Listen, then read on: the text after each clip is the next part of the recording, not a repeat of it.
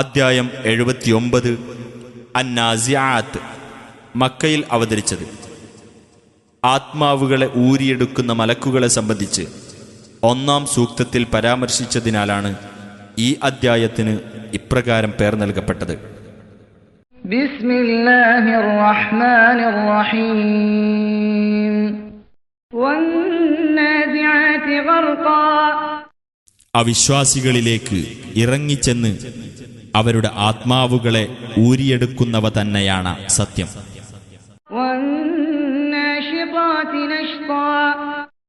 സത്യവിശ്വാസികളുടെ ആത്മാവുകളെ സൗമ്യതയോടെ പുറത്തെടുക്കുന്നവ തന്നെയാണ് സത്യം.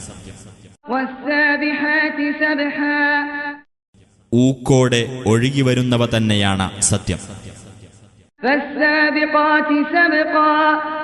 എന്നിട്ട് മുന്നോട്ട് കുതിച്ചു പോകുന്നവ തന്നെയാണ് സത്യം. കാര്യം നിയന്ത്രിക്കുന്നവയും തന്നെയാണ് സത്യം.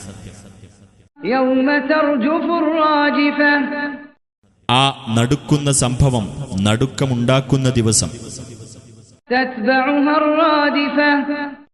അതിനെ തുടർന്ന് അതിന്റെ പിന്നാലെ മറ്റൊന്നും.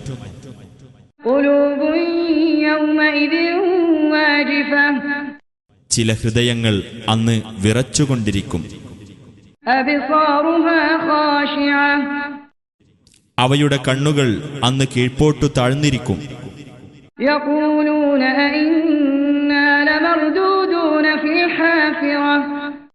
അവർ പറയും, തീർച്ചയായും നാം നമ്മുടെ മുൻസ്ഥിതിയിലേക്ക് മടക്കപ്പെടുന്നവരാണോ?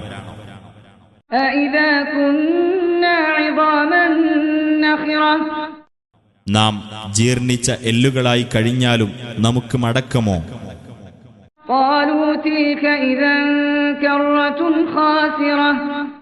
അവർ പറയുകയാണ്, അങ്ങനെയാണെങ്കിൽ നഷ്ടകരമായ ഒരു തിരിച്ചുവരവായിരിക്കും അത്.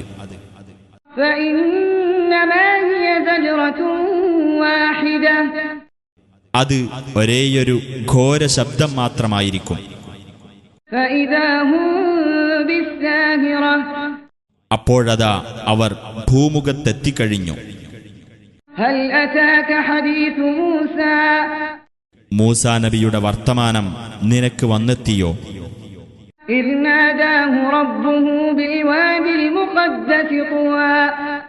തുവ എന്ന പരിശുദ്ധ താഴ്വരയിൽ വെച്ച് അദ്ദേഹത്തിന്റെ രക്ഷിതാവ് അദ്ദേഹത്തെ വിളിച്ച് ഇപ്രകാരം പറഞ്ഞ സന്ദർഭം.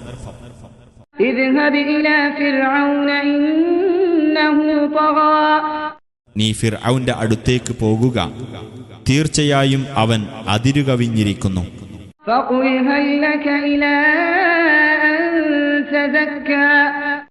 എന്നിട്ട് ചോദിക്കുക, നീ പരിശുദ്ധി പ്രാപിക്കാൻ തയ്യാറുണ്ടോ?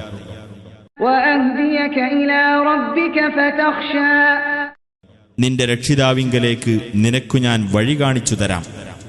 എന്നിട്ട് നീ ഭയപ്പെടാനും തയ്യാറുണ്ടോ? അങ്ങനെ മൂസ അവന് ആ മഹത്തായ ദൃഷ്ടാന്തം കാണിച്ചുകൊടുത്തു. അപ്പോൾ അവൻ നിഷേധിച്ചു തള്ളുകയും ധിക്കരിക്കുകയും ചെയ്തു. പിന്നെ അവൻ എതിർശ്രമങ്ങൾ നടത്തുവാനായി പിന്തിരിഞ്ഞുപോയി.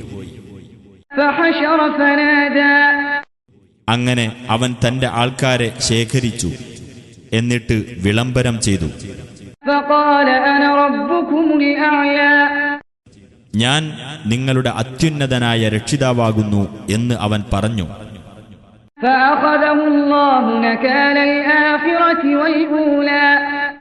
അപ്പോൾ പരലോകത്തിലെയും ഇഹലോകത്തിലെയും ശിക്ഷയ്ക്കായി അല്ലാഹു അവനെ പിടികൂടി.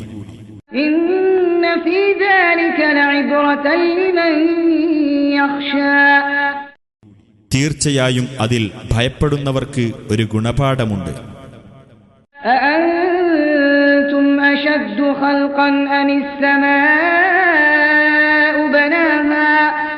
നിങ്ങളാണോ സൃഷ്ടിക്കപ്പെടാൻ കൂടുതൽ പ്രയാസമുള്ളവർ? അതല്ല, ആകാശമാണോ? അതിനെ അവൻ നിർമ്മിച്ചിരിക്കുന്നു.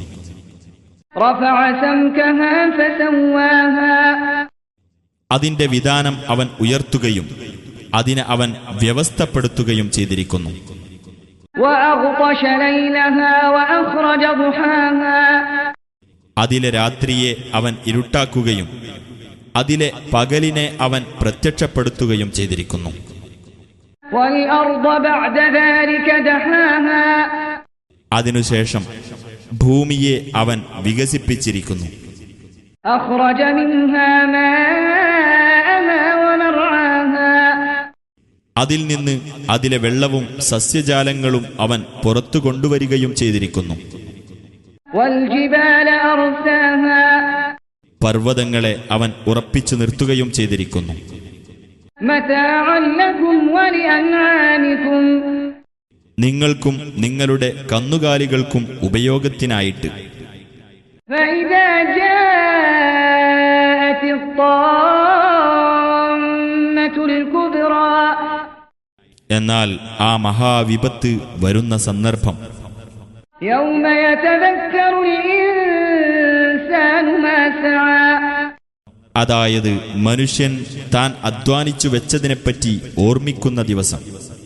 وبرزت الجحيم لمن يرى കാണുന്നവർക്കു വേണ്ടി നരകം വെളിവാക്കപ്പെടുന്ന ദിവസം.